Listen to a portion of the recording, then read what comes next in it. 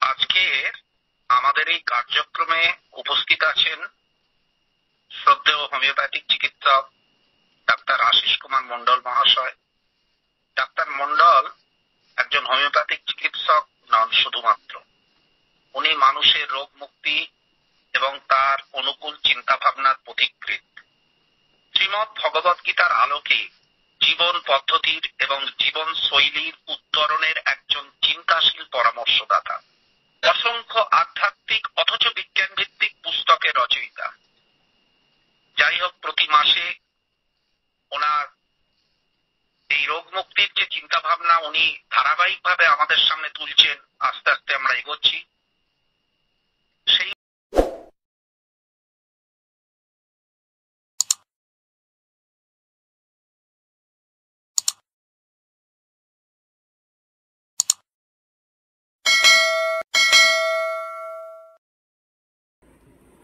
প্রপন্ন পারিজাতায় তত্ত্ববেত্রৈকপাণয়ে জ্ঞানমুদ্রায় কৃষ্ণায় গীতামৃত দুহে নমঃ।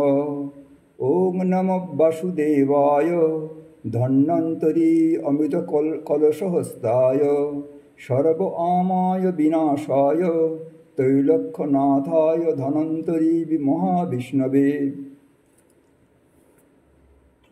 আজকে সুদর্শন চক্রে উপস্থিত গীতাপ্রেমী সুধীবৃন্দ,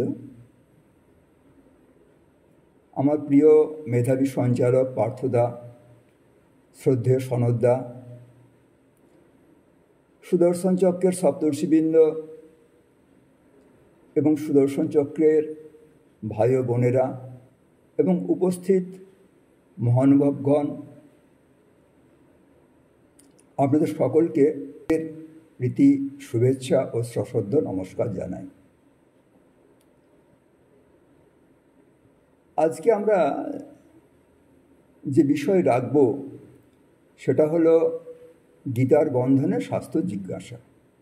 গীতার আলোকে স্বাস্থ্য সম্বন্ধে আমরা যে ধারাবাহিক কার্যক্রম বা শিক্ষা অধ্যায় প্রবাহিত করছি, আজকে তার সমাপ্তি। তো বিষয়টির নাম গীতার বন্ধনে স্বাস্থ্য জিজ্ঞাসা। এই শিরোনামের প্রাসঙ্গিকতা হলো যে আজকে আমরা এখানে যারা উপস্থিত হয়েছি তারা সকলেই গীতার ভাবাদর্শের বন্ধনে আবদ্ধ। আমরা যে বিষয়গুলি নিয়ে আলোচনা করি সেগুলি সবই গীতা কেন্দ্রিক এবং স্বাস্থ্য সম্বন্ধে, মানুষের জীবন পদ্ধতি সম্বন্ধে সর্বশ্রেষ্ঠ মূল্যবোধ উপহার দিয়েছেন শ্রীমদ্ ভগবত গীতা।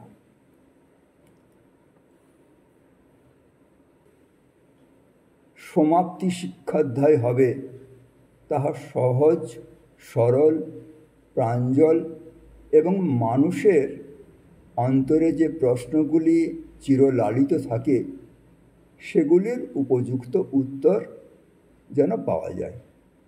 সেই কারণের জন্যই আজকে আমরা এই শিরোনাম রেখেছি গীতার বন্ধনে স্বাস্থ্য জিজ্ঞাসা। জিজ্ঞাসা করি যে স্বাস্থ্য শব্দটি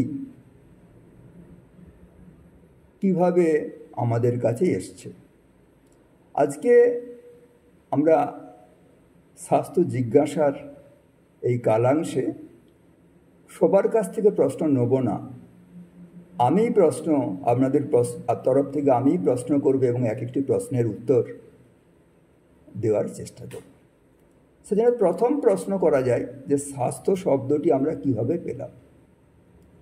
এই স্বাস্থ্য শব্দটি স্বস্থ শব্দ থেকে এসছে। মার্কণ্ডেয় চণ্ডীতে এই স্বাস্থ্য শব্দটি সুন্দরভাবে বর্ণিত হয়েছে।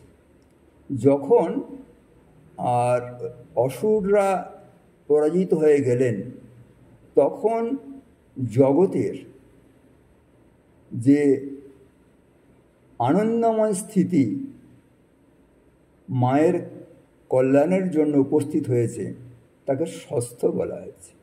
স্বাস্থ্য শব্দটির মধ্যে দুটি পাঠ, একটি স আর একটি হলো স্থ। স মানে হলো স্বকীয়তা, স মানে হলো নিজস্বতা, আর স্থ মানে হলো থিতু। তাহলে নিজের পায়ে দাঁড়ানো, নিজের স্বকীয়তে নিজের বৈশিষ্ট্যতে যে থিতু হয়ে থাকা, সেটি হলো স্বাস্থ্য। তখন সে আর স্বাভাবিকভাবে তার নিজস্ব স্থিতিতে স্বচ্ছন্দে বিরাজ করতে পারে। তো সেই রকমভাবে যখন দেহ, মন এবং অন্তর্নিহিত আত্মা তার স্বকীয় বৈশিষ্ট্যতে স্থিত হতে পারে, তখন তাকে স্বাস্থ্য বা সুস্থ অবস্থা বলা হয়। সেই স্বকীয় বৈশিষ্ট্যটা কি না, সেই স্বকীয় বৈশিষ্ট্য হলো যে আমাদের শরীরের যে সমস্ত অঙ্গ প্রত্যঙ্গগুলি রয়েছে, যে সে অঙ্গ প্রত্যঙ্গগুলির দ্বারা যে কার্য সাধিত হয়, সেগুলি যখন একটি মহৎ উদ্দেশ্যে একাত্মভাবে কাজ করে, যাকে আমরা সংহতি বলি। আবার এই সংহতি রক্ষার জন্য সমস্ত অঙ্গগুলি এবং তার ক্রিয়াকলাপগুলির যে পরস্পরের সহযোগিতা এবং সমন্বয়, এবং এই সহযোগিতা এবং সমন্বয়ের জন্য সবার মধ্যে যে পরিমিতি বোধ, কোনো রকমের যে বৈসাদৃশ্য থাকে না, অর্থাৎ সমতা, সেখানে কোনো প্রতিক্রিয়া নেই।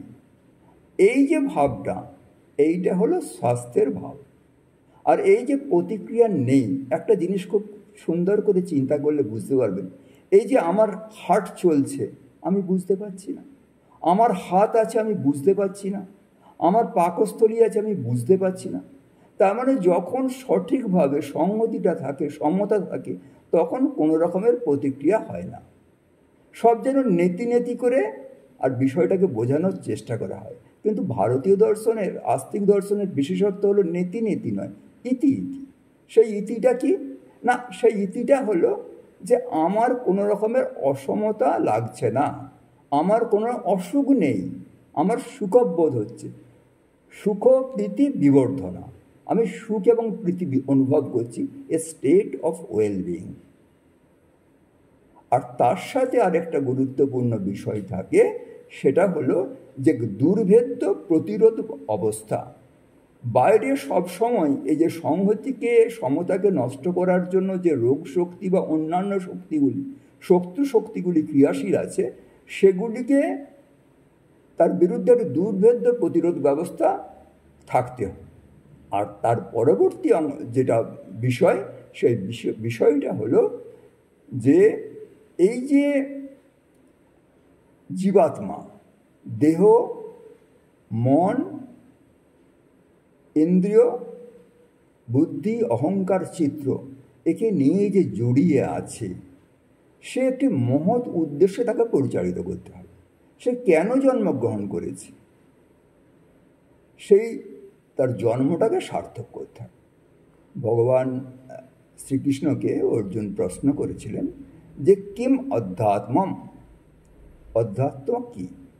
ভগবান শ্রীকৃষ্ণ উত্তর দিচ্ছেন, স্বভাবঃ অধ্যাত্ম উচ্যতে। স্বভাব কি না, ব্রহ্মের জীবভাব প্রাপ্তি।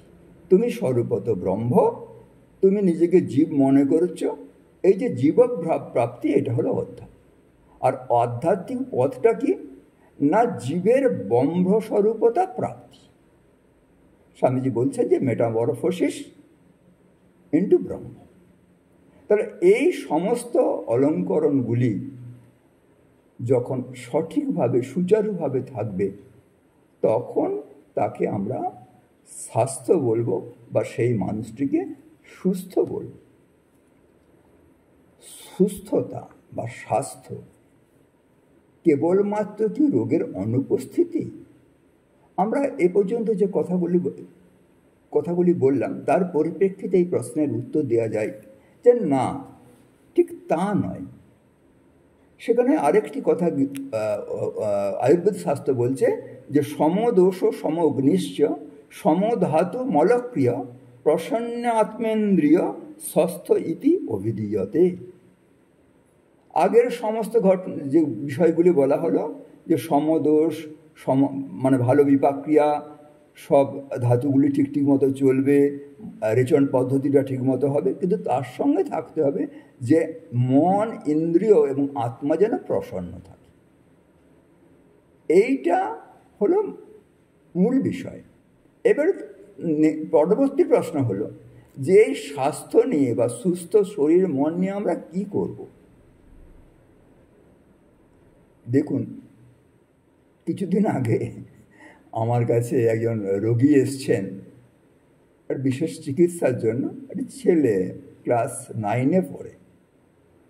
তো আমি তাকে তার যখন কেস হিস্ট্রি নিচ্ছি তখন তাকে আমি জিজ্ঞাসা করছি যে তুমি এই যে তোমার অসুবিধা হচ্ছে, তুমি কি করতে চাও, কি চাও? বলেন আমি অ্যালেন মাস্ক হতে চাই। অ্যালেন মাস্ক যেমন ধনী সেরকম ধনী হতে চাই। পূজনীয় গৌরগোপাল দাসজি একবার গল্প করছেন যে একটি ক্লাসরুমেতে গিয়ে একটি ছেলেকে জিজ্ঞাসা করা হয়েছে যে তোমার জীবনের উদ্দেশ্য কি? না, আমার জীবনের উদ্দেশ্য লক্ষ্য হলো যে আমার 365টি গাড়ি চাই, রোজ আমি একটু নতুন নতুন গাড়িতে করে বেরোবো, আমার দূরে যাওয়ার জন্য একটা জেট প্লেন চাই, আর একদম 7G একটা ল্যাপটপ চাই। মানে যত অ্যাডভান্স হয় পরপর বলে যাচ্ছেন। তখন মহারাজজি বলছেন যে আচ্ছা, তুমি তো এম ইন লাইফ লিখতে গিয়ে তো তুমি একটা বিরাট রচনা লিখে ফেললে। আচ্ছা তুমি বসো, বরুণ তুমি বসো, আমি পূজাকে জিজ্ঞাসা করি, পূজা তুমি কি চাও? বলছে কিন্তু তুমি ওই বরুণের মতন এত বড় প্রবন্ধ লিখতে পারবে না, তোমাকে খুব এক কথায় উত্তর দিতে হবে। বলছে আমি বরুণকে বিয়ে করতে চাই, কারণ বরুণকে বিয়ে করলে সবগুলো পাওয়া যাবে। তো মানুষ এই স্বাস্থ্য নিয়ে, সুস্থতা নিয়ে সে ভোগ ঐশ্বর্যে ডুবে যেতে চায়, কিন্তু এই ভোগ ঐশ্বর্যতে ডুবে গেলে সে কিন্তু নিজের স্বাস্থ্যকেও রক্ষা করতে পারবে না, আর নিজের যে উদ্দেশ্য সেই উদ্দেশ্যটাও সিদ্ধি হবে না। সেই কারণের জন্য সুস্থতা সম্বন্ধে, এই সুস্থ শরীরকে নিয়ে আমরা কি করব সে আত্মজিজ্ঞাসাটা থাকা দরকার। ভগবান শ্রীরামকৃষ্ণ দক্ষিণেশ্বরে অবস্থান করছেন, আর সেই সময়তে ওনার খুব শরীরটা খারাপ সব শুরু হয়েছে, খুব কষ্ট হচ্ছে। বলছে আপনার খুব কষ্ট, আপনার খুব রোগ জ্বালা, কিন্তু মধু ডাক্তার আছে, মধু ডাক্তারের 60 বছর বয়স কিন্তু রোগ নেই। তখন ঠাকুর বলছেন হ্যাঁ, ও এই বয়সে উপপদিনীর বাড়িতে খাবার নিয়ে যায়। তাহলে এই যে সুস্থ আছে, স্বাস্থ্য আছে, সেই স্বাস্থ্য বা সুস্থটাকে সে কিভাবে ব্যবহার করছে। আজকে আমরা দেখি যে সুস্থ মানে বেশ ভালো করে ব্যায়াম করলো, বেশ সাত্বিক আহার করলো, কিন্তু নিজের যে জীবনচর্যা, সারাদিন যে সে কীভাবে কাজ করছে, সেখানে প্রচুর আসক্তি, প্রচুর প্রত্যাশা। ফলে কি হচ্ছে না, তার উদ্দেশ্য যেমন নষ্ট হচ্ছে, তার শরীরও কিন্তু নষ্ট হয়ে যাচ্ছে। তো সেই কারণের জন্য আমাদের এই শরীরকে নিয়ে, সুস্থ শরীরকে নিয়ে আমরা কি করব সেই সম্বন্ধে সুন্দর একটি শ্লোক আমাদের আছে। সেটা কি না, ধর্মার্থ কাম মোক্ষানাম আরোগ্যম মূলম উত্তমম। ধর্ম, অর্থ, কাম, মোক্ষের জন্যই আরোগ্যের বিশেষ প্রয়োজন। রোগাস্ত সাপহর্তারা শ্রেয়সী জীবিতস্য। আর এই কারণের জন্যই আমাদের উচিত কাজ হবে, জীবাত্মার উচিত কাজ হবে রোগ থেকে দূরে থাকা। তার কারণটা কি জানেন? নগরী নগরেশ্বরে রথস্যেব্য রথযথাস্থিত স্বশরীরস্য মেধাবী কৃত্যস্য হিতৌ হবে। বলছে যে মেধাবী লোক সে নিজের শরীরকে ভালো রাখার জন্য চেষ্টা করবে। নাগরিক যেমন নগরের সমস্ত খবর রাখে এবং তার রথ চালনার রথ এবং ঘোড়ার খবর রাখে, সেরকমভাবে একজন মেধাবী ব্যক্তি তার শরীরকে কী করে যত্ন করতে হবে সেই সম্বন্ধে সে সঠিক দৃষ্টি বা ধারণা রাখবে। তো সুদর্শন চক্র মানুষের এই সুস্থ শরীরকে নিয়ে কি করবে সেই সম্বন্ধে যে ভাব রাখে, যে ভিশন রাখে, সেটা কি না, সেটা হলো পরার্থপরতা, সেটা হলো দেশহিত, সেটা হলো ভগবত ভক্তি। এই সমস্ত জিনিসগুলি থাকে যদি এই শরীর সেই অনুসারে কাজ করে, তবে রাষ্ট্রের কল্যাণ, পরিবারের কল্যাণ, সমাজের কল্যাণ এবং তাদের শরীরও ভালো থাকবে। আজকালকার দিনের বহু চিকিৎসক এই কথা চিন্তা করতে শুরু করেছেন যে যদি একটি মানুষের মধ্যে কম্পেশন থাকে, পরহিতব্রত থাকে, নেশনহুড থাকে এবং ভগবত ভক্তির দিকে সে আগায়, তাহলে তার শরীর এবং ইন্দ্রিয়ের প্রসন্নতার কারণের জন্য তার শরীর সুস্থ থাকে।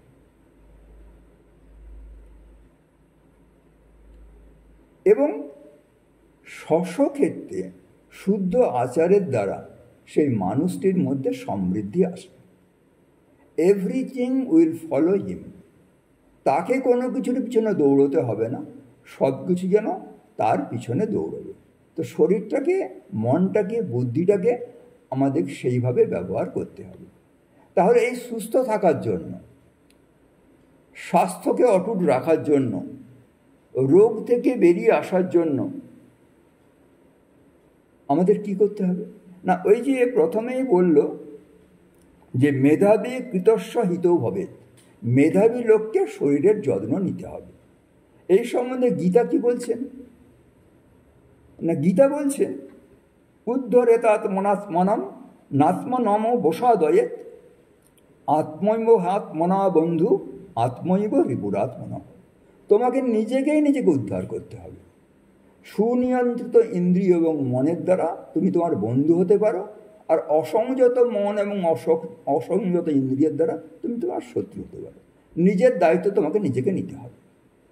তো এই যে সুস্থ থাকতে হবে বা স্বাস্থ্যকে রক্ষা করতে হবে, তার জন্য তাহলে আমাদের করণীয় কী? পরবর্তী প্রশ্ন, সেই প্রশ্নতে তাহলে আমাদের কিছু কাজ করতে হবে। কাজ না করলে আর আমাদের তো কার্যকরণ সম্পর্কের সিদ্ধি আসবে না। সেই কাজটা কি না, সেই কাজটা হলো যে স্বাস্থ্যবৃত্তি অবলম্বন করতে হবে। বৃত্তি মানে কাজ, বৃত্তি মানে পেশা।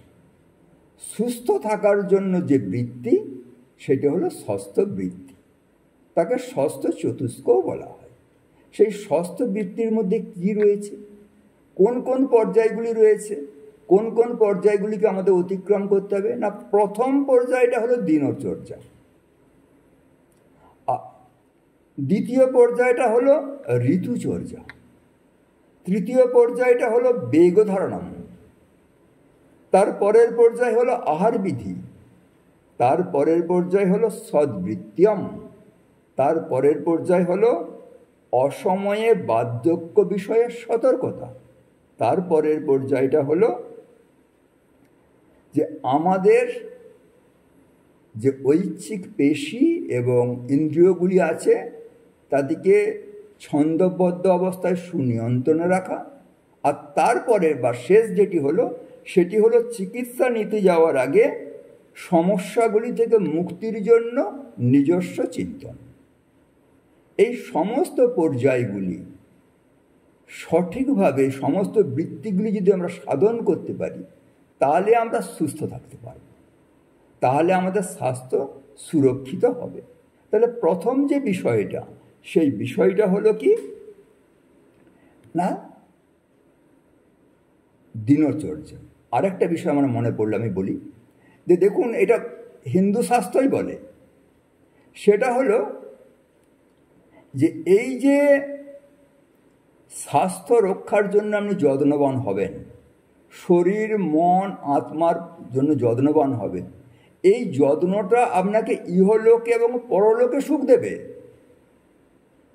আপনার পরবর্তীকালে যে জন্ম হবে তাতেও অনেক রোগ আসবে, অনেক কষ্ট আসবে। সেই কষ্টগুলিকে প্রতিহত করা যাবে যদি জীবনটাকে, স্বাস্থ্য সংরক্ষণ বিধিটাকে, দিনচর্যাকে ঠিকঠাক মতো করতে পারা যায়।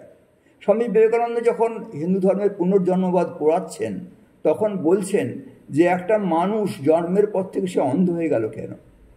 বা আমরা দেখেছি যে জন্মের পর সে অনেক কঠিন কঠিন ব্যাধিতে ভুগতে শুরু করলো, তার মধ্যে অনেক অসুখ, অনেক কষ্ট, অনেক দুর্ভাগ্য এসে অবস্থিত হলো। কেন হলো? গীতা এই সম্বন্ধে দুটি মাত্র শ্লোক ব্যবহার করেছেন, করে অত্যন্ত সুন্দরভাবে বোঝানোর চেষ্টা করেছেন। গীতা কি বলছেন? গীতা বলছেন, মমই বাংশ জীবলোকে জীবভূত সনাতন মনঃষ্টানি ইন্দ্রিয়ানি প্রকৃতি স্থানে কর্ষতি। বলছে এই যে জীবাত্মা, সেই জীবাত্মা কি করে? যখন তার লোকান্তর গমন করে, মানে এক জন্ম থেকে সে আরেক জন্ম যায়, যখন তার স্থূল দেহটা চলে যায়, তখন কি হবে? মন এবং ইন্দ্রিয়কে আশ্রয় করে সে নূতন দেহ গ্রহণ করে। এবং সে নূতন দেহ যখন যায়, যেমন বায়ু সমস্ত গন্ধগুলোকে বহন করে নিয়ে চলে যায়, সেরকম পূর্বজন্মের যে সমস্ত সংস্কার, পূর্বজন্মের যে সমস্ত তার এসনা, এমনকি রোগ এসনা পর্যন্ত, সেগুলিও কিন্তু বাহিত হয়ে যায় পরের জন্মে। তাহলে মেধাবী ব্যক্তির কাজ কি হবে না? বর্তমান জন্মে এবং পরজন্মকে স্বাস্থ্যকর এবং সুখকর করার জন্য এই স্বাস্থ্য চতুষ্ক বা স্বাস্থ্য বৃত্তি মেনে চলতে হবে। তাহলে তার প্রথম যে বিন্দুটা সেটা হলো দিনচর্যা। এই যে প্রথমেই আমি আপনাদের বলছিলাম যে মানুষের জীবনের লক্ষ্য যখন জিজ্ঞাসা করি, তখন একটি আমি সুস্থ হতে চাই, চিকিৎসার জন্য এসছে, প্রচুর কষ্ট, প্রচুর অসুবিধা, ডিপ্রেশন, নানান কষ্ট। যখন সে ভালো হয়ে গেল, ভালো হয়ে যাওয়ার পর যখন তার খবর নিচ্ছি, তখন সে এমন সব কাজে লিপ্ত হয়ে যাচ্ছে, এমন স্ট্রেসফুল ওয়ার্কে, এমন আসক্তি এবং প্রত্যাশাতে জড়িয়ে যাচ্ছে যে যাকে সুস্থ করা হলো অনেক কষ্টেতে, আবার তার অসুস্থতা এক্ষুনি ধেয়ে আসবে। আমাদের জীবনে তো তাই চলে। সারা দিনটা শুধু কটা ব্যায়াম করে নিলাম, কটা প্রাণায়াম করে নিলাম, একটু শুদ্ধ সাত্বিক খাবার খেয়ে নিলাম, তারপরে সারাদিন যেমন খুশি চললাম, যেমন খুশি জীবন উদ্দেশ্য নিয়ে চললাম।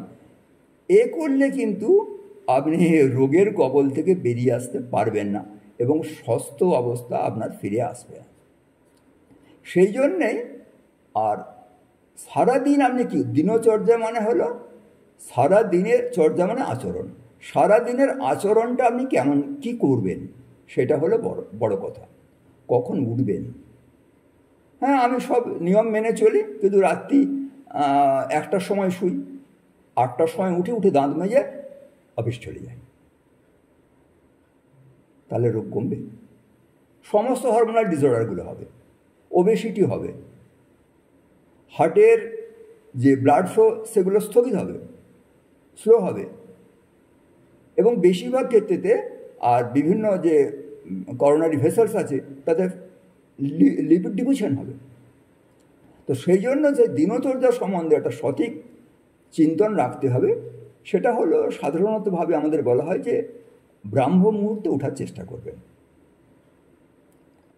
আমাদের রাত্রের কে 15টা মুহূর্তে ভাগ করা হয়, এক একটা মুহূর্ত হলো 48 মিনিট করে, তার মধ্যে 14তম মুহূর্তটা হলো ব্রাহ্ম মুহূর্ত। সেটা হলো সূর্যোদয়ের 1 ঘন্টা 48 মিনিট আগে শুরু হয়। তো ব্রাহ্ম মুহূর্তে ওঠার চেষ্টা করা উচিত। ব্রাহ্ম মুহূর্তে উঠে যে কেউ যদি উঠতে পারে তাহলে তার মলক্রিয়া ভালো হবে, তার বিপাক ভালো হবে, তার শরীরে মেদ জমবে না এবং মন বুদ্ধি নিয়ন্ত্রিত থাকবে। তো যদি বা তা না পারা যায়, অন্তত পক্ষে সূর্যোদয়ের 48 মিনিটের মধ্যেই বিছানা থেকে ওঠা উচিত। আর বিছানা থেকে ওঠার পরেতেই আর আমাদের যে দিনচর্যার যে সুন্দর স্তম্ভগুলি রয়েছে, এগুলি একটি একটি করে যদি আমরা অনুসরণ করতে পারি, প্রথম একটু কঠিন লাগবে, কিন্তু অনুসরণ করতে শুরু করলে আমরা খুব সুন্দরভাবে আগে যেতে পারবো। প্রথম বলা আছে যে আমরা উঠেই কি করব না, নিজের হাতের দিকে দৃষ্টি দেব।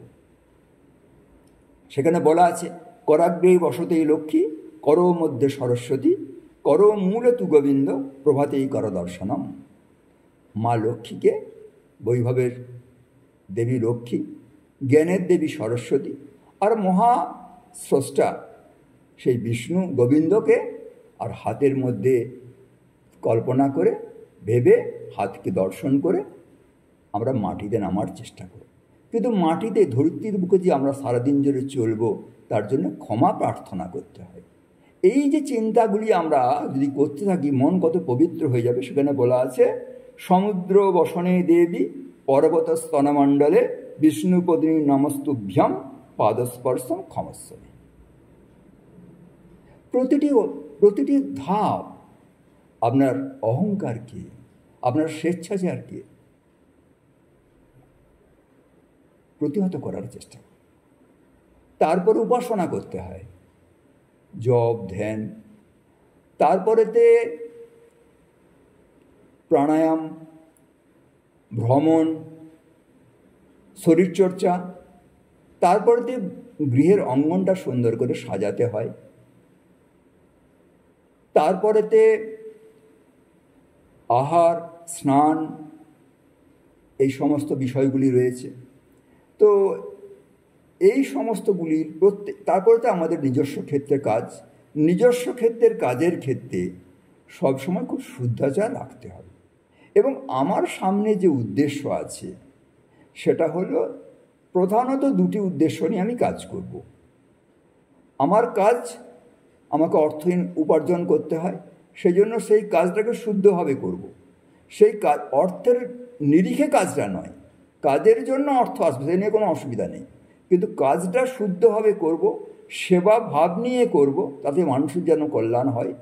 এবং আমি যে চারিদিকে যে পর্যাবরণ তৈরি করব, যে অবস্থা তৈরি করব, সেই অবস্থাটা হলো যেন মানুষ এগুলির সাথে সদা আলাপের সময়তে রাষ্ট্র সর্বোপরি, রাষ্ট্রের হিতচিন্তন, আমার রাষ্ট্রের, আমার সনাতন হিন্দু ধর্মের যে শ্রেষ্ঠত্ব, সেই বিষয়ে আলাপ আলোচনা, অন্য বিষয়ে গল্প নয়। এবং তার সাথে সাথে সনাতন হিন্দু ধর্মের যাতে করে ভগবত ভক্তি লাভ করতে পারে সেই বিষয়ে চেষ্টা করব। তো এই চিকিৎসা কাজের সঙ্গে মতো আমরা এই কাজ করি। চিকিৎসা দেওয়ার সাথে সাথে তার জীবনচর্যা শুনে নিয়ে তার উত্তম যে হিন্দু জীবনচর্যা আছে এবং হিন্দু মূল্যবোধ আছে, হিন্দু দৃষ্টিভঙ্গি আছে, সেগুলো আমরা তুলে ধরার চেষ্টা করি। এইভাবে জীবনচর্যাকে আগিয়ে নিয়ে যেতে হবে। তারপরে তো নিজস্ব অধ্যয়ন এবং অধ্যাপনা, উপাসনা, নিয়মানুবর্তিতা, আর সবচেয়ে বড় কথা হলো যে আসক্তি এবং প্রত্যাশা থেকে যতটা সম্ভব কম থাকতে হবে। যে নিষ্কাম কর্মযোগের অভ্যাস বলা আছে, সেই সম্বন্ধে অত্যন্ত সচেতন থাকতে হবে। আর তারপরে যথা সময়েতে শয়ন, ভগবানের চিন্তা করতে করতে শয়ন করতে হবে। আর এই পুরো ঘটনাটিকে, পুরো বিষয়গুলিকে গীতাজি একটি অনুপম শ্লোকে বলেছেন, সেটা হলো যুক্তাহার বিহারস্য, যুক্ত চেষ্টস্য কর্মসু, যুক্ত স্বপ্ন ববোধস্য, যোগো ভবতি দুঃখ। পরম পূজনীয়া ভারতী প্রাণা মাতাজি, আমাদের সারদা মঠের প্রথম অধ্যক্ষা, তিনি খুব সুন্দর করে বলছেন, দেখো বেশি কাজে জড়িয়ে যাও না, বেশি কাজে না জড়িয়ে একটা কাজ, দুটো কাজ অত্যন্ত পবিত্রতার সাথে ভগবত ভক্তিভাব নিয়ে করো, কাজটাও ভালো হবে আর প্রকৃতপক্ষে কল্যাণ হবে। আমরাও দেখেছি বহু মানুষ আর এক গাদা কাজ মাথায় নিয়ে চারদিকে দৌড়ই, কিন্তু কোনোটাতেই কোনো সুখ হয় না, কোনোটাতে কোনো লাভ হয় না। ভোগ করতে গিয়ে, সুখ করতে গিয়ে কতটুকু হবে? অনেক কাহিনী আপনার পুরাণের জানেন যে এতে তো লাভ হয় না। গীতা তো বলছে অনিত্যম অসুখম লোকম ইমম প্রাপ্য ভজস্যমম। তার পরের যেটা বিষয়, সে পরের বিষয়টা হলো ঋতুচর্যা। ঋতুচর্যা মানে হলো কি, যে এই যে আমাদের ভারতবর্ষের যে বৈশিষ্ট্য, সেখানে যে ষড়ঋতুর বৈচিত্র্য রয়েছে এবং তার খুব প্রয়োজনীয়তা রয়েছে, সেই ষড়ঋতুর বৈচিত্র্য প্রভাব আমাদের শরীরের মধ্যে পড়ে, মনের মধ্যে পড়ে। তো এই ঋতু বৈচিত্র্যের সাথে খাপ খাইয়ে আমরা কি করে বহিঃপ্রকৃতির সাথে অন্তঃপ্রকৃতিকে সমন্বিত করে এক সুষ্ঠু সুন্দর জীবনযাপন করতে পারবো, তাকে বলা হয় ঋতুচর্চা। অর্থাৎ যেমন উপনিষদে বলা আছে যে শরৎ, হেমন্ত এই সমস্ত সময়গুলোতে এক এক ধরনের রোগ হয়। আবার দেখুন বর্ষাকালে এক ধরনের রোগ হয়, গ্রীষ্মকালে এক ধরনের রোগ হয়, আবার বসন্তকালে এক এক ধরনের রোগ হয় এবং মনের পরিবর্তন হয়। এবং সেইখানেতে কীভাবে থাকবো, কখন কতটা আবরণ নেব, কখন কিভাবে স্নান করব, কখন কতটা বাইরে বেরোবো, বাইরে বেরোলে কী কী সাবধানতা নিতে হবে, এবং বিশেষত সেই ঋতুতে যে ফল শাকসবজি পাওয়া যায় সেগুলি গ্রহণ করার চেষ্টা করতে হবে। বললাম আপনি এত দেরি করে এলেন কেন? বৈঠকে তো আপনাকে প্রত্যাশা করেছিলাম। তপনদা বললো যে আমি বাড়িতে খেয়ে এলাম, এখানে খাবো না। কেন খাবো না? না, এখানে আজকে পুঁই শাক রান্না হয়েছে। তখন আমার মনে পড়লো যে শয়ন একাদশীর পরেতে আর পুঁই শাক খাওয়া আমাদের স্বাস্থ্য নিষিদ্ধ আছে। পুঁই শাক, কলমি শাক, পটল, তারপরে কথা আস্তে আস্তে আগাতে শুরু করলো যে আশ্বিন মাসে দই না খাওয়া ভালো, কার্তিক মাসে মাসকলাই না খাওয়া ভালো। অর্থাৎ কোন ঋতুতে কোনটা খাবেন, কোন ঋতুতে কোনটা খাবেন না, এর তার কারণটা হলো যে ওই সময়তে ওই সমস্ত সবজিগুলোর মধ্যে ওই যে রসা বলেছিলাম তার সাত্ত্বিক গুণটা হ্রাস পায় এবং অনেক সময়তে রোগ গুণটা বৃদ্ধি পায়। সেই কারণের জন্য কোন ঋতুতে কোন মরশুমি ফলটা খাবেন আর কীভাবে নিজের শরীরটাকে রাখবেন সেটাকে মেনে চলতে হবে। সময়ের দিকে নজর রেখে আমি একটু সংক্ষেপেই বলতে হবে। তারপরের বিষয়টা হলো যেটা, সেটা হচ্ছে বেগ ধারণা। মানে প্রকৃতির যে ডাক, মলের বেগ, মূত্রের বেগ, খিদে পেলে সেই বেগ, পিপাসা পেলে সেই বেগ, এই সমস্ত বেগগুলোকে ধারণ করবেন না। যেমন যেমন প্রকৃতি চাইবে সেই অনুসারেতে এই বেগগুলোকে আর প্রকাশ করার সুযোগ দিতে হবে। মা শারদা উদ্বোধনেতে ইয়েতে রয়েছেন, দক্ষিণেশ্বরে রয়েছেন সেই ছোট ঘরটিতে। তো লোকের সংস্পর্শ আসার জন্য মা বেরোতে পারতেন না। ওই ভোরবেলা একবার শৌচে যেতেন, তারপর আবার রাত্রেবেলা লোকজন চলে গেলে ঠাকুর যখন দেখছেন লোকজন নেই তখন মা শৌচে যেতেন। এই বেগ ধারণ করে করে মায়ের দীর্ঘ সময় আর পেটের রোগ হয়ে গেছিলো। সেজন্য বেগ ধারণ করা যাবে না। এর সঙ্গে আরেকটি কথা বলবো, এই যে বেগ ধারণের সাথে রেচন ক্রিয়ার সম্পর্কটা সবচেয়ে বড় বেশি আছে। অনেক সময় আমরা খুব কৃত্রিমভাবে বেগ ধারণ করে ফেলছি। আমরা প্রচুর পরিমাণে এসি ব্যবহার করি। এসি ব্যবহার করার ফলে দেখি আমরা এয়ার কন্ডিশনিং ব্যবহার করি। এয়ার কন্ডিশনিং ব্যবহার করার ফলে কি হয়ে যাচ্ছে না, আমাদের ঘাম হচ্ছে না, আমাদের যে হিট লেভেলের সিস্টেম রয়েছে শরীরের মধ্যে সেটা ঠিকমতো কাজ করছে না, অনেক রেশন হচ্ছে না। ফলে আমরা চিকিৎসক হিসাবে দেখেছি যারা এয়ার কন্ডিশনে বেশি থাকেন তাদের মধ্যে বিভিন্ন সিস্টেমেতে যে ডিপোজিশন হওয়ার রোগ, সেই ডিপোজিশন হওয়ার রোগগুলো বৃদ্ধি পায়। এছাড়া তার কেমিক্যাল কিছু রিয়াকশান আছে, সেই বিষয়ে আমি বিস্তারিত বলবো না। কিন্তু বেগ ধারণ সম্বন্ধে একটা কাজ রয়েছে। আপনি কাজের জন্য আটকে রয়ে গেলেন, আপনি যথাসময়ে খেলেন না, যথাসময়ে জল খেলেন না, এইগুলো সঠিক হবে না। এবং এর সাথে আরেকটা বিষয় হলো যে ইন্দ্রিয়ের যে বেগ সেটাকেও ধারণ করতে হবে। গীতাতে আছে না যে কাম এবং ক্রোধের বেগ ধারণ করতে পারে সেই হলো যোগী। তাহলে কোন বেগগুলো সহ্য করতে হবে আর কোন বেগগুলো সহ্য করলে ক্ষতি হবে, এই দুটো বিষয়ই ভালো করে আমাদের উপলব্ধি করতে হবে। তারপরেরটা হলো আহার বিধি। আহার বিধি সম্বন্ধে আপনাদের বিভিন্ন সময় বিস্তারিতভাবে বলা হয়েছে এবং গীতাতে অভূতপূর্ব রয়েছে। সাত্ত্বিক আহারের কথা বলা হয়েছে এবং রাজসিক তামসিক আহারের কথা বলা হয়েছে এবং উদ্দেশ্য রাখা হয়েছে যে আয়ুসত্ব বলারোগ্য সুখপ্রীতি বিবর্ধনা রস্বাসনিতা স্থিরহিতা আহার সাত্ত্বিকপ্রিয়া। সুস্থ থাকতে হলে, স্বাস্থ্য রক্ষা করতে হলে আপনাকে সাত্ত্বিক খাবার খেতে হবে। কিন্তু একটা বিষয় খুব গুরুত্বপূর্ণ বিষয়, সেটা হলো কোনো খাবারকে স্ট্যাম্প দেওয়া যাবে না সাত্ত্বিক রাজসিক বা তামসিক বলে। এটা নির্ভর করবে কি উদ্দেশ্য খাচ্ছেন, কীভাবে খাচ্ছেন, এর গ্রহণশীলতার উপরে। আপনারা যদি শ্রদ্ধার্থ বিভাগ যেটা খুব সুন্দর করে পড়েন তাহলে দেখা যাবে এই দুটো স্ট্যান্ডের উপরে পুরো বিষয়টা দাঁড়িয়ে আছে, যে আপনি কি উদ্দেশ্য নিয়ে কাজটা করছেন আর কি আচরণ বিধি নিয়ে কাজটা করছেন। সে অনুসারে যজ্ঞ, তপস্যা, দান সমস্ত কিছু পার্থক্য হয়ে যাবে। নামে যজ্ঞ, কিন্তু উদ্দেশ্যটা কি? যজ্ঞ, দান, তপস্যা সব ডিফারেন্স হয়ে যাবে। কোনোটা সাত্ত্বিক হবে, কোনোটা রাজসিক হবে, কোনোটা তামসিক হবে। খাবারের ক্ষেত্রেও একই বিধি অবলম্বন করে চলতে হবে। খাবার সম্বন্ধে বিস্তারিত আলোচনা হয়েছে বলে এই বিষয়টা আমি আমাদের সামনে আর বেশি বলবো না। তারপরের বিষয়টা হলো সদ্বৃত্তম। সদ্বৃত্তম মানে হলো যে নৈতিক আচরণ বিধি মেনে চলা। যদি জীবনেতে নৈতিক আচরণ বিধি মেনে না চলেন, অত্যন্ত আসক্তি থাকে সব বিষয়েতে, ভ্রষ্টাচার থাকে, মানুষকে ক্ষতি করার জন্য বিভিন্ন ধরনের চিন্তা ভাবনা থাকে, এবং ঘুষ নেওয়া, উপঢৌকন নেওয়া, মিথ্যা কথা বলা, এইগুলো যদি করেন, এর ফলে কি হবে? উদ্বেগ বাড়বে, হতাশা বাড়বে, নিজের মধ্যে সেলফ কন্ট্রাডিকশন হবে, বিবেকের দংশন হবে, ফলে মানসিকভাবে ভেঙে পড়ার সম্ভাবনা বেশি। যদি ভালো করে আপনার সোসাইটি মানে সমাজকে সার্ভে করেন, তাহলে বুঝবেন না লোকটা তো বেশ শক্ত সামর্থ্য আছে, বেশ 2 নম্বরই করে অনেক কিছু কাজ করছে। না, তার কতগুলো রোগ আছে, সে কতগুলো ওষুধ খায়। এই যে আজকে যারা ভ্রষ্টাচারেতে আটকে পড়ছে, তাদের চিকিৎসা পদ্ধতি, চিকিৎসার খবরটা একবার নিন, তারা কতগুলো করে রোজ ওষুধ খায়, কতগুলো করে গার্ড নিয়ে চলতে হয়। সেজন্য মানসিকভাবে যদি সতেজ না থাকেন, নিজের যদি জীবনচর্যার মধ্যে নৈতিকতা বোধটাকে খুব দৃঢ় করে না রাখেন, তাহলে কিন্তু সুস্থ থাকাটা সম্ভব নয়। আপনি মানসিকভাবে ভেঙে পড়বেন।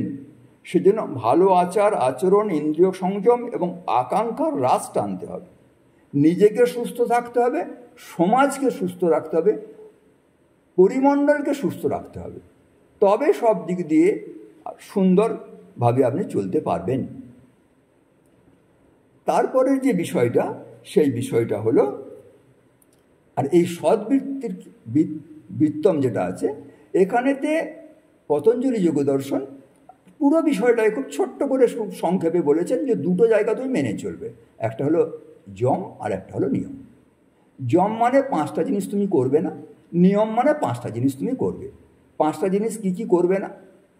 না হিংসা করবে না, মিথ্যে কথা বলবে না, মৈথুন করবে না, চুরি করবে না, কারো ক্ষতির কথা চিন্তা করবে না। আর 5টা জিনিস কি করবে? স্বাধ্যায়, শৌচ, সন্তোষ, স্বাধ্যায়, তপস্যা, ঈশ্বর পরিধান। সবসময় শারীরিক মানসিকভাবে শৌচ রাখার চেষ্টা করবে, সন্তোষ, নিজের মধ্যে সন্তুষ্টি থাকার চেষ্টা করবে, শৌচ সন্তোষ, স্বাধ্যায় অধ্যয়ন ও অধ্যাপনা করবে, তপস্যা করবে, আর সবসময় সব বিষয়ে ঈশ্বর পরিধানটা রাখবে। তার এই 5টা জিনিস, অস্তেয় অপরিগ্রহ, অহিংসা, সত্য, ব্রহ্মচর্য, 5টা জিনিস হলো নেগেটিভ আর 5টা জিনিস হলো পজিটিভ। এইটুকু যদি করতে পারা যায়, তাহলেই কিন্তু নৈতিক জীবনটা সুদৃঢ় হবে। এবং দেখুন, এই নৈতিক জীবনটা, যে মোরাল সায়েন্সটা, এটা এখনকার মতন নয়। এটা দীর্ঘ সময় গবেষণা করতে গিয়ে একটি সুনির্দিষ্ট লক্ষ্যে একটি জীবাত্মা কি করে তার অন্তিম লক্ষ্যে পৌঁছে যাবে, তার জন্য যে পর্যায়ক্রমিক যে ধ্যান বা গবেষণা হয়েছে, সেই গবেষণার স্তর হিসাবে এগুলি সব মানুষের জীবনে এসছে। যে এই সমস্ত নৈতিক ভিত্তিটা যদি মানুষের স্থিত না হয়, তাহলে সে পরম লক্ষ্যে পৌঁছতে পারবে না। সে না তার পরাদুঃখের তার নিবৃত্তি হবে, না অপরাদুঃখের নিবৃত্তি হবে। সেই জন্য সদ্বৃত্তমের কথা খুব বলা হয়েছে। এটা খুব ভীষণভাবে অত্যন্ত প্রয়োজনীয়। যদি কোনো মানুষ যত ভালোভাবেই চলুক, যত বলশালী হোক, যত নিয়ম মেনেই চলুক, তার মধ্যে যদি এই সদ্বৃত্তি না থাকে, নৈতিক আচরণের মান যদি উঁচু না হয়, তাহলে কিন্তু তার সুস্থ থাকা অত্যন্ত কঠিন ব্যাপার হয়ে যাবে। তারপরের বিষয়টা হলো যে অকাল বার্ধক্যকে প্রতিহত করার জন্য যে ব্যবস্থা, সেটাও এই কথাগুলি বারবার ধরে এসছে। সেটা হলো কি, যে আমাদের বার্ধক্য তাড়াতাড়ি আসে কী করে? না বার্ধক্য তাড়াতাড়ি আসে, জোড়া কী করে তাড়াতাড়ি আসে? না প্রথম কথা হলো যতগুলো আমরা ইন্দ্রিয়কে জীর্ণ করার চেষ্টা করব, যত ইন্দ্রিয়কে উপভোগ করার চেষ্টা করব, তত তাড়াতাড়ি জোড়া আসবে। এবং তার সাথে সাথে আমাদের সমস্ত ঐচ্ছিক, তারপরের যে বিন্দুটা আছে, আমাদের সমস্ত ঐচ্ছিক পেশি এবং ইন্দ্রিয়গুলিকে আমাদের নিজস্ব যে ঘড়ি আছে, নিজস্ব যে চক্র আছে, তার যে রিদিম আছে, তার সঙ্গে যুক্ত করার চেষ্টা করতে হবে। তবে এটা সম্ভব হবে, তা না হলে কিন্তু অকাল বার্ধক্য আসার সম্ভাবনা বেশি রয়েছে। অপরিণত চিন্তা, অনেক বেশি চিন্তা, অনেক বেশি শরীরের ব্যবহার, ইন্দ্রিয়ের ব্যবহার, এবং আমাদের ঐচ্ছিক মাংসপেশি, ইন্দ্রিয়গুলিকে, মনকে সুনিয়ন্ত্রিতভাবে ছন্দবদ্ধভাবে যদি ব্যবহার করতে না পারি, তাহলে এই সমস্যাটা আমাদের কাছে প্রকট হয়ে যাবে।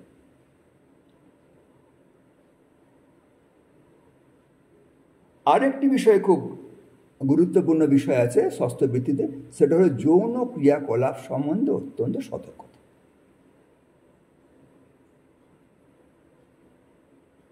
ভগবান শ্রীরামকৃষ্ণ 1836 সালে জন্মগ্রহণ করলেন। তার প্রায় 25 বছর আগে কার্ল মার্কস এসছেন। তিনি এসে সারা বিশ্বের সামনে একটা জিনিস রাখলেন, যে মানব জীবনের উদ্দেশ্য হলো কি না অর্থ উপার্জন। তার নির্ধারক শক্তিটা হলো অর্থ। আর ভগবান শ্রীরামকৃষ্ণের প্রায় 25 বছর পরে একজন এলেন, ফ্রয়েড। তিনি বললেন মনুষ্য জীবনের চালিকা শক্তি হলো কাম, কামকে দমন করা যাবে না, কামের জন্যই সমস্ত কিছু। দেখুন মধ্যমণি আমার ভগবান শ্রীরামকৃষ্ণ হিন্দু সংস্কৃতির যে মূল জায়গা, সেই জায়গাটা মানুষের কাছে রাখলেন সুস্থ জীবন, সুস্থ চিন্তা এবং সুস্থ রাষ্ট্রের জন্য। বলছেন না, কাম এবং কাঞ্চন কখনো মানুষের চালিকা শক্তি হতে পারে না। মানুষের চালিকা শক্তি হলো ঈশ্বর প্রণিধান। মনুষ্য জীবনের উদ্দেশ্য ঈশ্বর লাভ। বরঞ্চ এই দুটি জিনিস একটি জীবাত্মার সন্মার্গের পথে অত্যন্ত বাধাস্বরূপ, মেঘস্বরূপ, সে দেখতে দেবে না। সেই জন্য পুরো জীবন চর্চাটাকে আর এই দুটো জায়গা থেকে সংযমিত করে মূল উদ্দেশ্যে যাওয়ার চেষ্টা করতে হবে। অন্তিম বিষয় যেটা আমি বলবো বলে ঠিক করেছি, সেই বিষয়টা হলো যে এই যে আপনি সচেষ্ট হলেন, সব কিছু করলেন, করার পরেও মনে হচ্ছে আমি পেরে উঠছি না, আমার চিকিৎসকের সাহায্য নিতে হবে। তো এই চিকিৎসকের সাহায্য নেওয়ার সময়ও আপনাকে কিছু চিন্তাভাবনা করতে হবে। সেই চিন্তাভাবনাটা হলো, প্রথম চিন্তা তাহলে আমি কী কী চিন্তা করতে হবে না, প্রথম হলো যে আপনি একটু কষ্ট সহ্য করার অভ্যাস করুন, একটু কালক্ষেপ করুন। অবশ্যই বিচার রাখতে হবে যে এটা খুব মারাত্মক, আমি একটা জিনিসকে নেগলেক্ট করছি কিনা, সেইভাবে একটু সহ্য। নাহলে সামান্য কারণেতে আমি গ্যাসের ওষুধ খেয়ে নিলেন, সামান্য কারণেতে একটা মাথা ধরার ওষুধ খেয়ে নিলেন, অযথা পেন কিলার খেয়ে নিলেন। একবার রেডিওতে স্বাস্থ্য জিজ্ঞাসার একটা আসর হচ্ছে, আর সেখানেতে বিষয় রাখছেন পিজি মেডিকেল কলেজের গ্যাস্ট্রোএন্টারোলজির যিনি প্রধান ডক্টর তরফদার। তিনি বলছেন, খুব দুঃখ করে বলছেন, যে আপনি যতক্ষণ না বিছানায় শুয়ে পড়ছেন ততক্ষণ ডাক্তারের কাছে যাবেন না। কারণ ডাক্তারের কাছে গেলে কি হবে, দুটো ফদ্র দেবে। একটা ফদ্র হলো কতগুলো পরীক্ষা করতে হবে, আর একটা ফদ্র হলো এক গাদা ওষুধ। হয়তো আপনি গেটের দিকে, প্রেসক্রিপশন লেখা হয়ে গেছে, গেটের দিকে চলে যাচ্ছে, একটু হাঁটছেন, ডাক্তার ডেকে আবার আর একটা ওষুধ লিখে দিল। এই যে এত ওষুধ খাওয়ার পর যে কেমিক্যাল পয়জনিং হয়, তো সেই কারণের জন্য একটু সহ্য করে দেখুন, ওটা কালক্ষেপ করলে চলে যাবে। খুব কঠিন অসুবিধা হলে তখন তো চিকিৎসকের সাহায্য নিতে হবে, সেই অনুসারে চলতে হবে। সামান্য কারণে ওষুধ গ্রহণ না করা। আপনার জীবনেতে নিজেকে বাঁচানোর জন্য যে সেফটি আউটলেটগুলো রয়েছে, চর্মরোগ হয়, ফিসার হয়, ফিস্টুলা হয়, বিভিন্ন ধরনের আলসার হয়, বা নাক দিয়ে ডিসচার্জ হয়, এগুলোকে হয়তো বন্ধ করে দেবেন না। বন্ধ করে দিলে ভিতরে ক্ষতি হবে। এবং মনে করুন এই যে আজকাল খুব জীবনের প্রথমের দিকেই কারো সুগার ধরা পড়লো, কারো হাই প্রেশার ধরা পড়লো, কারো থাইরয়েডের প্রবলেম ধরা পড়লো, কারো কিছু মেন্টাল ডিসঅর্ডার হলো, এই প্রথমেতে ঝট করে ওষুধ শুরুটা করাটা ঠিক হবে না। যদি ইলাস্টিক লিমিট হাই না হয়ে মানে ক্রস না করে যায়, জীবন যদি ফেটাল জোনে পৌঁছে না যায়, তাহলে আপনি নিজে চেষ্টা করুন আপনার দিনচর্যাকে একটু কারেকশান করে নিন, তাহলে কিন্তু অনেক সময়টা ঠিক হয়। দেখুন প্রেগনেন্সির সময়তে খুব আঘাত লাগলে, খুব মেন্টাল স্ট্রেস হলে বা একটা বড় অপারেশন হলে এই সমস্ত প্যারামিটারগুলো বাড়ে। তো ঝট করে ওষুধ না করে নিজের লাইফস্টাইলটাকে একটু কারেকশান করে নিয়ে দেখবেন অনেক ক্ষেত্রে, আমরা দেখেছি অনেক পেশেন্টের ক্ষেত্রে অনেক উপকার হয়েছে। নেক্সট একটা বিষয় আজকে দুদিন খুব গুরুত্বপূর্ণ বিষয়, খুব প্র্যাকটিক্যাল বিষয়, সেটা হচ্ছে প্যানিক ডিসঅর্ডার। প্যানিক ডিসঅর্ডার মানে রোগের ভয় এবং ভয়ের কারণের জন্য বিভিন্ন ধরনের লক্ষণ। বুক ধড়ফড় করছে, প্রেশারটা বেড়ে যাচ্ছে, পেটে যন্ত্রণা হচ্ছে, পিঠে যন্ত্রণা হচ্ছে, বমি হচ্ছে, নানান ধরনের সিমটম হয়। আর ডাক্তাররা অনেক সময় এগুলো বিচক্ষণতার সাথে বিচার বিশ্লেষণ না করে একের পর এক ওষুধ দেন। সম্প্রতি দুটো কেসের কথা আমি আমাদের বলি। একজন নার্স একটি পেশেন্টকে আমার কাছে নিয়ে এসছে। সেই বাচ্চাটির বাবা মা দুজনেই শিক্ষক। তো রেগুলার তার চেস্ট ইনফেকশন হচ্ছে, তার পেটে ব্যথা হচ্ছে, পিঠে ব্যথা হচ্ছে, খিদে নেই। এই সমস্তর জন্য বড় বড় যত ডাক্তার আছে, মানে অ্যাপেলো ক্লিনিক্সের ডাক্তার, হায়দ্রাবাদে এখন সব যায়, বিভিন্ন ডাক্তার দেখাচ্ছে এবং রেগুলার ওষুধ খাচ্ছে, এক গাদা করে ওষুধ খাচ্ছে। তো এই মতো অবস্থায় ওই নার্সটি আমার কাছে ওই পেশেন্টটিকে নিয়ে এলো। আমি অত যত্ন নিয়ে পেশেন্টটাকে দেখলাম, দেখে তার বাবা মাকে বার করে দিলাম। বার করে দিয়ে আমি বোঝার চেষ্টা করলাম, কারণ তার যতগুলো প্যাথোলজিক্যাল রিপোর্ট, কোনো প্যাথোলজিক্যাল রিপোর্টে কিচ্ছু নেই, অথচ এটা সত্ত্বেও তার সাফারিং তো রয়েছে। তার জন্য ওষুধ প্রয়োগ করা হচ্ছে, ওষুধ প্রয়োগে কোনো ফলও হচ্ছে না। তো তখন পরে আমি বুঝতে পারলাম যে তার বাবা মা তার ছেলেটুকু যা স্ট্রেস তৈরি করে পড়াশোনার জন্য, সেই কারণের জন্যই প্যানিক ডিসঅর্ডারটা তৈরি হয়েছে। তো তাকে হোমিওপ্যাথিতে খুব সুন্দর ওষুধ আছে এই স্ট্রেসগুলোকে রিলিভ করার জন্য, সেই মতো খুব সামান্য ওষুধ দেওয়া হলো। তারপর তার স্ট্রেস সে সমস্ত ওষুধ থেকে বেরিয়ে গেল, আর তার কোনো ওষুধই প্রয়োজন হচ্ছে না। খুব ভালো পড়াশোনা করছে, সব ঠিকঠাকভাবে চলছে। তার আরেক আত্মীয়, তাকেও আমার কাছে নিয়ে আসা হলো। সে কিন্তু ওই উডবার্ন যে নার্সিংহোম আছে, সেখানে মস্ত বড় একজন কার্ডিওলজিস্টকে দেখান এবং এক গাদা কার্ডিওলজির ওষুধ খান, মানে হার্টের ওষুধ খান এক গাদা। এত সত্ত্বেও সে ভালো হচ্ছে না, সেই অবস্থা আমার কাছে এলো। কিন্তু দুর্ভাগ্যের বিষয় যে এমন ওষুধগুলো হয়ে গেছে এবং ছেলেটি এমন ড্রাগ ডিপেন্ডেন্ট হয়ে গেছে, তাকে অনেক অংশে ভালো রাখার চেষ্টা করলেও তার ওই ড্রাগ ডিপেন্ডেন্ট কারণের জন্য এমন কিছু মনে করুন হার্ট রেগুলেটিং ওষুধ দেওয়া হচ্ছে, যে মুহূর্তে ওষুধটা তুলে দেওয়া হচ্ছে সে হার্ট আবার খুব ইরেগুলারলি বিট করতে শুরু করছে। তাহলে এই যে প্যানিক ডিসঅর্ডারগুলো হচ্ছে, এই যে অসুবিধাগুলো তৈরি হচ্ছে, এই অসুবিধাগুলোর সঠিক চিত্রণ করে বিশ্লেষণ করে এর মধ্যে মনোদৈহিক যে সমস্যাগুলো রয়েছে, এটা আজকালকার দিনে অনেক বাচ্চা, কালকেই আমি একটা পেশেন্ট এসছে, এটা একজন হেডমাস্টারের ছেলে, যে স্ট্রেস থেকে তার কত কঠিন রোগ হচ্ছে এবং সে মানসিকভাবে কত ভেঙে দুরারোগ্য ব্যাধিতে ভুগছে। তো এই বিষয়গুলো তার মানে মানসিক স্তরের কোনো সমস্যার জন্য ভয় থেকে, উদ্বেগ থেকে এই সমস্ত সমস্যাগুলো ডেভেলপ করছে কিনা, এইটা বিচার বিশ্লেষণ করে সেই অনুসারে ব্যবস্থা নিতে হবে। অহেতুক এক গাদা ওষুধ তার মধ্যে ঢুকে দেওয়াটা একদম বুদ্ধিমানের কাজ হবে না। সেই কারণের জন্য চিকিৎসক এবং অভিভাবককে যে দায়িত্ব নিতে হবে, সেই সম্বন্ধে গীতা খুব সুন্দর একটি আমাদের কাছে আর পথ নির্দেশ দিয়েছে বা প্রেসক্রিপশন দিয়েছে। সেই প্রেসক্রিপশনটা কি না, ইয়সমান্য উদ্বিজতে লোকান্ন উদ্বিজতে চয় হর্ষামর্ষ ভয়দ বেগই মুক্ত ইয় সচমে প্রিয়। ডাক্তাররা এলেই আগে উদ্বেগ তৈরি করে দেয়, ও বাবা তোমার তো ভীষণ কঠিন অবস্থা হয়ে গেছে, তুমি তো শেষ অবস্থাতে নিয়ে এসছো। আরে কথাটা উল্টো হবে বলার চেষ্টা করুন। এবং এখানে তো আর একটা বিষয়, খুব গুরুত্বপূর্ণ বিষয়, আর 2-4 মিনিট নেবো, 2 মিনিট নেবো। আর গুরুত্বপূর্ণ বিষয় যে আজকে যে ডাটা ওরিয়েন্টেড যে প্র্যাকটিস শুরু হয়েছে, যে একটা পেশেন্ট এলো, যে ডক্টর তরফদারের কথা বলেন, একটা পেশেন্ট এলে এক গাদা তার ইনভেস্টিগেশন লিখা দেওয়া হচ্ছে, আর তার ফলে ইনভেস্টিগেশন করলে কিছু না কিছু প্যারামিটারের পরিবর্তন হবে। সেই প্যারামিটার পরিবর্তনটা যদি খুব মানে বিশেষ খারাপ না হয়, তাহলে সব মানুষের একটু পরিবর্তন হতেই পারে। সবার ওখানে এভারেজ প্যারামিটার দেওয়া আছে।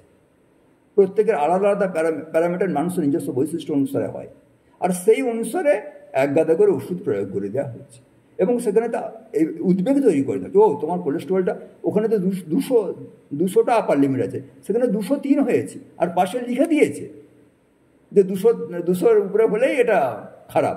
পেশেন্টেরও মধ্যেও ভয় ঢুকে গেল, আর যত ভয় ঢুকছে তত কোলেস্টেরল লেভেল বাড়তে শুরু করছে, ডাক্তার তো আরও বাড়িয়ে দিচ্ছে আর ওষুধগুলোও শুরু করে দিচ্ছে।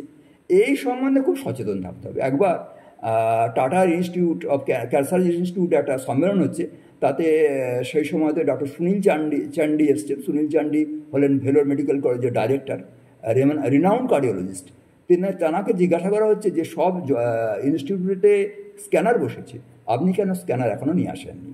তখন বলছে, দেখুন যে মানুষের মধ্যে কিছু না কিছু সমস্যা আছে, সেই সমস্যা নিয়ে মানুষ দিব্যি চলে যাচ্ছে।